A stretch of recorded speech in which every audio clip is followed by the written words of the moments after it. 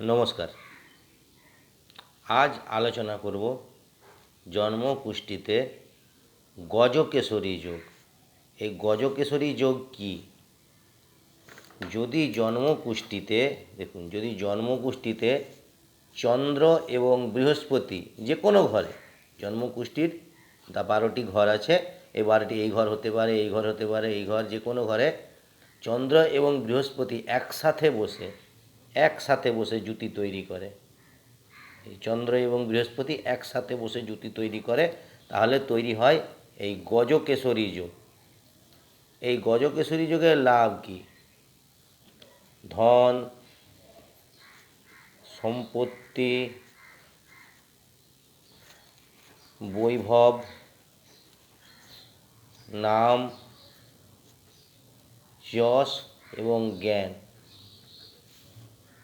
এইগুলি প্রচুর পরিমাণে এরা লাভ করবে।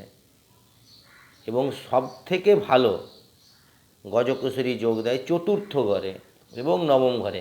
কারণ চতুর্থ ঘর হচ্ছে চন্দ্রের নিজের ঘর এবং নবম ঘর হচ্ছে বৃহস্পতির নিজের ঘর এবং দ্বাদশ ঘর। এই তিনটি ঘরে যদি এই জুতি তৈরি হয়, তাহলে জাতক বা জাতিকা যেই হোক, জাতক বা জাতিকা কি যেই হোক, এই তিনটি ঘরে, এই যে দেখুন, যে কোনো ঘর হতে পারে, চন্দ্র বৃহস্পতি, যে কোনো ঘর, এতে এই যে নবম ঘর এখানে যদি হয়, এই যে দ্বাদশ ঘর হয়, লগ্ন ঘর হয় এবং এই যে চতুর্থ ঘর, এই যোগে সব থেকে গজকেশরী যোগে লাভ দেয়। ধন্যবাদ। যদি ভিডিওটি ভালো লেগে থাকে, লাইক এবং শেয়ার করে দেবেন।